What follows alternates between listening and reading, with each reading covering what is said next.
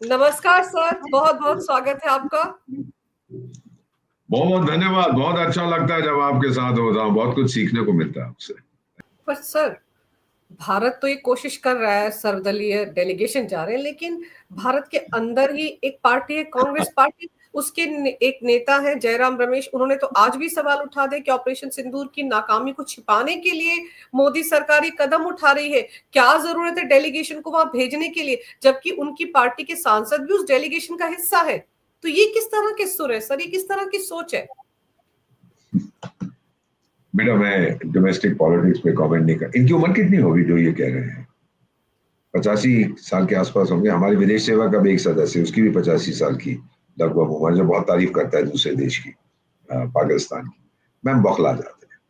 सत्ता से हटे हैं, कितने साल हो गए? 10-15 साल तो हो गए हैं पावर से, 10 साल हो गए पावर से, नहीं और 10-5 साल नहीं जाएंगे, पागलपन होगा। When you get used to power, फिर आप बौखला जाते हैं जब पावर नहीं होता। तो ये मेरा मानना है। इस तरह के बयान देने, मीडिया में रिपोर्ट हो जाते हैं, बड़े खुश हैं जी, लोग मुझे याद रखते हैं। अरे लोग आपको याद नहीं रखते, लोग आप पे हंसते हैं। जो मर्जी आपको कवरेज मिल जाए, लेकिन घरों में मैंने तो सुना है, सड़कों पे निकलता हूँ, किसी को नहीं मालूम मैं बुर्का पहन के, नॉट रियली बट मैं जाता हूँ। जो चाणक्य ने कहा था कि राजा को या किसी भी डिप्लोमेट को या किसी भी ऑफिशियल को सड़कों पे जाना चाहिए कि लोग पहचाने और सुने वो क्या कह रहे हैं। तो मैं सुनता हूँ, इसके ऊपर तो हंसते हैं। पर सर, मैं उसका देशों का नाम ढूंढ रहा था कि कहाँ हम जा रहे हैं। ये अभी देखता हूँ, बिगिंस टुडे। हाँ, ये देखिए ये कहाँ जा रहे हैं। ये श्रीकांत शिंदे साहब इसका नेतृत्व कर रहे हैं, आज ही निकलेंगे 21 को। ये जा रहे हैं यूएई, फिर लाइबेरिया, कांगो, सिएरा लियोन। मैंने सही कहा था, ये 3 देश जो बहुत पीड़ित है, बहुत पीड़ित है। तो यहाँ पे ये लोग जाके इनसे मिलेंगे, इनसे बातचीत करेंगे और वो लोग रिस्पॉन्ड करेंगे इमीडिएटली। वो तो सिर्फ हमसे ये कहेंगे थैंक यू वेरी मच कि आपने के गढ़ पर हमला किया। ये मैम मुझे लगता है कि जो जिस व्यक्ति का नाम किया, जो चीजें करते हैं, मेरा इनसे अनुरोध है कि ऐसी चीजें ना करा करें। क्यों? जब मैं विदेश में आपका राजदूत हूँ, मैं लोकल गवर्नमेंट को जाके कहता हूँ भाई हमने ठोका था उनको, हमने ये किया ये किया, ये हमारे को इंस्ट्रक्शंस मिलती है दिल्ली से।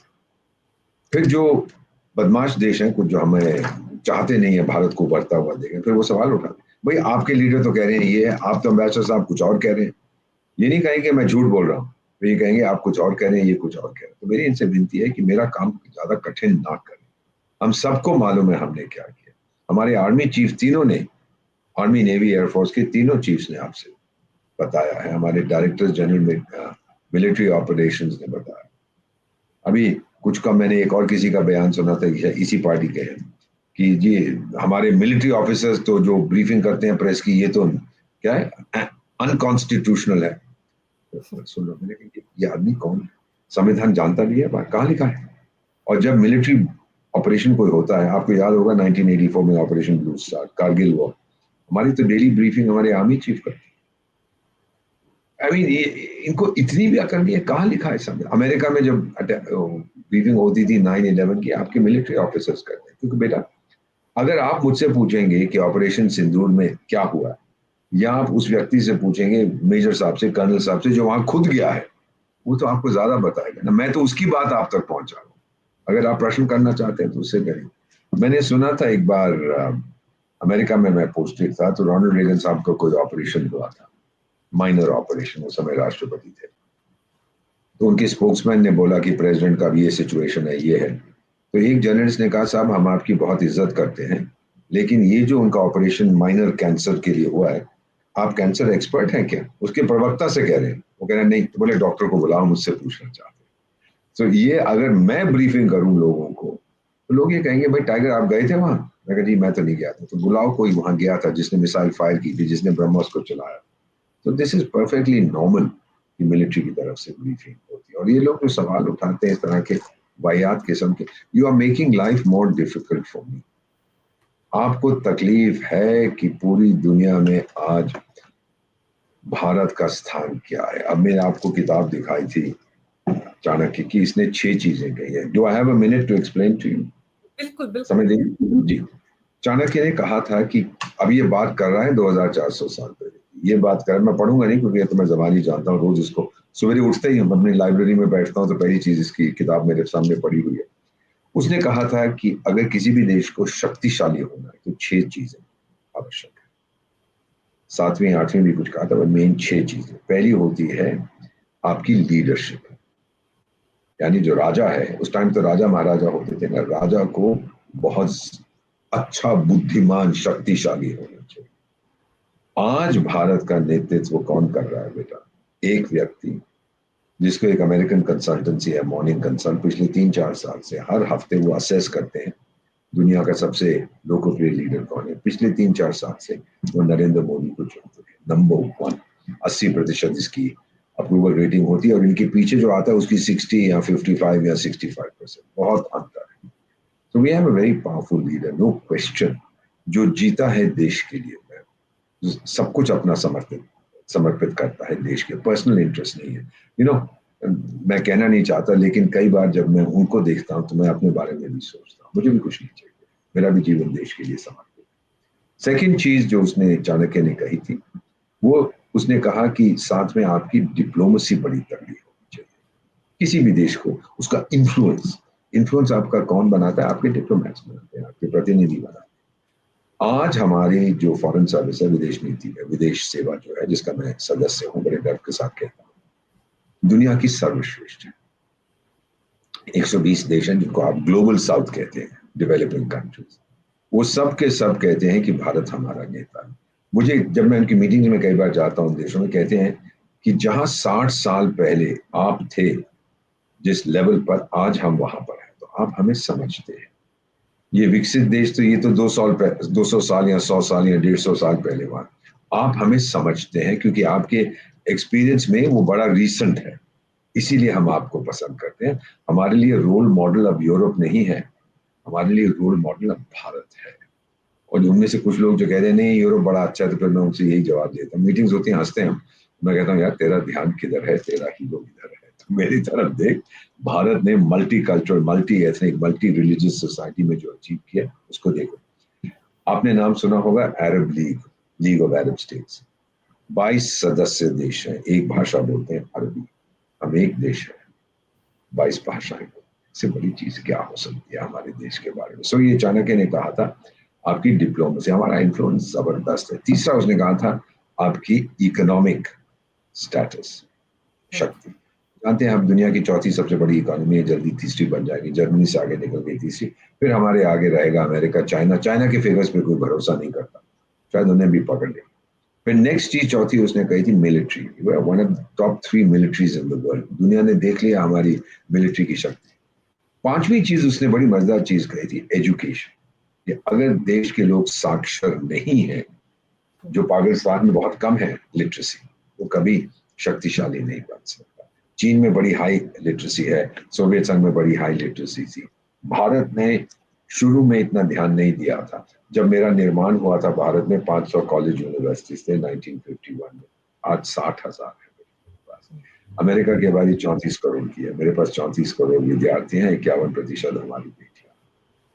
ना एजुकेशन जो है वो फैला हुआ है हर जगह भारत में, कोई भी है वो अपने बच्चों को पढ़ाता है। जैसे भाई तू क्यों पढ़ा है, आप तो चौथी क्लास में छोड़ गए थे, क्यों पढ़ा रहे? सर पढ़ेंगे नहीं तो बढ़ेंगे कैसे, ये फीलिंग है अब लोगों। और छठी चीज उसने कही थी इंफ्रास्ट्रक्चर। अब मैं ये सवाल आपसे पूछता हूँ, दुनिया से भी पूछता हूँ, कौन सा देश है मुझे बताओ ना, एक ना एक तो होगा जो एक दिन में 34 किलोमीटर हाईवे बनाता है, 12 किलोमीटर रेलवे लाइन बनाता है, जो ज्यादा लोकोमोटिव एक साल में बनाता है। अमेरिका और यूरोप मिलके उतने नहीं बनाते जो ये बनाता है। हर रोज 2 कॉलेज खोलता है, हर महीने 3 विश्वविद्यालय खोलता है। ये कौन सा देश है? एक साल के अंदर 8 नए हवाई अड्डे खोलता है, एक साल के अंदर 2 मेट्रो सिस्टम खोलता है। ये कौन सा पागल देश है? ये कौन सा गरीब देश है जो ये सब कुछ कर रहा है? फिर हंस के मेरी तरफ देखते हैं, ये आप कर रहे हैं, ये तो मैं पूछ रहा हूँ, मुझे तो आप लोग गरीब कहते हैं, मेरी तो आप परवाह नहीं करते। भारतीय कोई विदेश में जाता था, किस तरह से वीजा देने में आप तंग करते थे। और जब हमारी हाल ही में रायसीना डायलॉग हुआ था फरवरी के महीने में, आप तो गई थी बेटा, 125 देश उसमें। इसलिए नहीं कि वो छोले खाना चाहते हैं भारत के, वो सुनना चाहते हैं कि भारत की ओपिनियन क्या है, कि भारत के मार्केट को हम कैसे एक्सेस करें। तो चाणक्य ने कहा था ये 6 चीजें जब होती हैं तो उस देश को कोई रोक नहीं सकता। It's strong and powerful country. बाकी उसने मंडला थ्योरी, ये मेरा दुश्मन वो मेरा, वो सब छोड़ दीजिए, but this is the basic requirement. तो ये जो लोग इस तरह के बयान देते हैं ना मैम, वो हमारी ये कॉम्प्रिहेंसिव नेशनल विल पावर, एक तो होता है कॉम्प्रिहेंसिव नेशनल पावर जो अमेरिका के पास है, मेरे पास है कॉम्प्रिहेंसिव नेशनल विल पावर, और आप उसको फिर कमजोर करने की कोशिश, क्या मिलेगा आपको? सिर्फ तो सत्ता सर के लिए आप, वो सत्ता सर भी नहीं मिलेगी। लोग भी तो देख रहे हैं ना सर, जब आप ऐसे बोलते हैं अपने देश के खिलाफ जलते हैं, तो फिर जनता भी तो देख रही है। लोकतंत्र में जनता ही तो जनार्दन है, वही तो तय करेगी। प्राइम मिनिस्टर नरेंद्र मोदी हमेशा ही कहते, जनता जनार्दन की बात करते हैं, भाई और बहनों कहते हैं। आपको याद है बेटा, मैं एक चीज और बताना चाहता हूँ जी जो मेरे दिल के बहुत करीब है। मैं चाणक्य नीति पढ़ता हूँ, सारे धर्मों का की इज्जत करते हैं।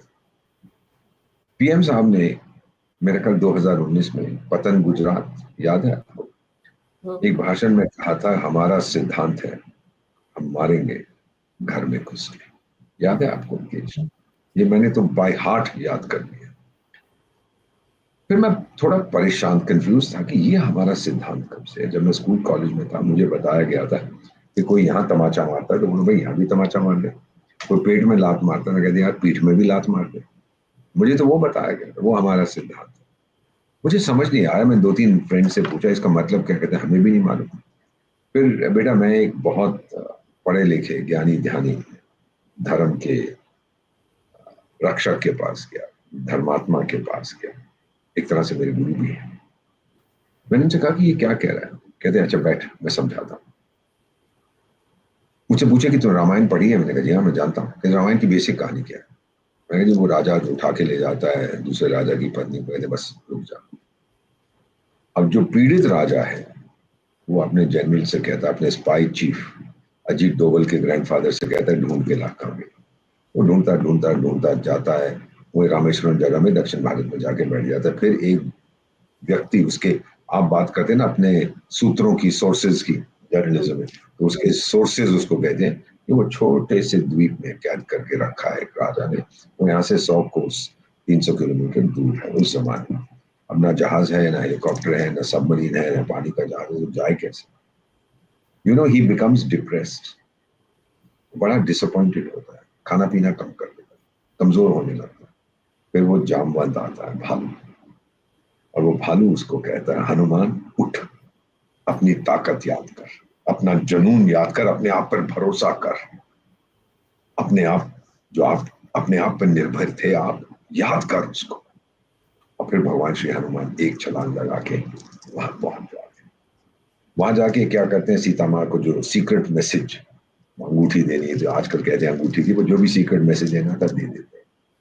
फिर महल को आग लगा देते, याद है आपको, आपने भी पढ़ा गीता में, आप भी सनातनी है मैं भी सनातनी। यानी 25,000 साल पहले हमने घर में घुस के मारा था। तब मुझे समझ आया कि पीएम साहब क्या बात कर रहे हैं। और दूसरी चीज, जामवन ने भगवान श्री हनुमान को उनकी ताकत याद करा दी थी, आत्मविश्वास याद करा। मैं मानता हूं कि नरेंद्र मोदी जामवन है, उन्होंने आज इस देश को उसकी ताकत याद करा। आज तो सड़क सड़क पे कोई जो निकलते हैं, चेहरे पे खुशी देखो जब वो ऑपरेशन सिंदूर की बात करते हैं। आप महिला हैं, आप बेटी हैं, जितनी महिलाएं, आपका पॉडकास्ट तो अनबिलीवेबली पॉपुलर है, जितनी महिलाएं देख रही हैं, मैं माफी मांगता हूं, आपका सिंदूर हम बचा दें। हमारी 26 बेटियों का सिंदूर नहीं बचा पाए, ये मेरा वादा है, उसके खून से आपकी मांग भरेंगे, ये वादा हमारा। मेरा परिवार, माय फादर सिविल सर्वेंट थे, my grandfather was in civil service, railway engineer, father was electrical engineer. हमारा परिवार आता है गजनी अफगानिस्तान से, तो मैं आधा पठान, मेरी माँ सिख परिवार से संबंध रखती है, मैं आधा सरदार। दोनों का जब खून मिलता है ना, पठान और सिख का, वो बड़ा डेडली होता है। और एक कहावत भी है हमारे बारे में, कहा जाता है कि भगवान आपको बचाए शेर के दांत से, कोबरा के जहर से और पठान के बदले से। सुन पिंजरे वाली मेमोरिया, ये पठान तुझे कह रहा है, मैं आ रहा हूं, मैं आ रहा हूं और तुझे घसीट के लाऊंगा इधर, और तेरे खून से हमारी इन बेटियों की हम फिर से माफ करना बेटी, मैं भावुक हो जाता हूं। 74 साल की उम्र में भी वक्त आने पर तो मैं खाक हो जाऊंगा, इस माँ की गोद में सो जाऊंगा, बजेगा ब्यूगल जब भारत का, फिर उठ के तैनात हो जाऊंगा। ये मेरा वादा है इस देश को, उन बेटियों को वादा है, 26 महिलाओं को मेरा वादा है। हम बदला लेंगे, पठान का बदला बड़ा जबरदस्त, इस पीढ़ी में नहीं लेंगे, अगली में लेंगे, अगली से अगली में लेंगे। वो हम भूलते नहीं है, हम माफ नहीं करते। सॉरी, ये मैं बताना चाहता था आपको।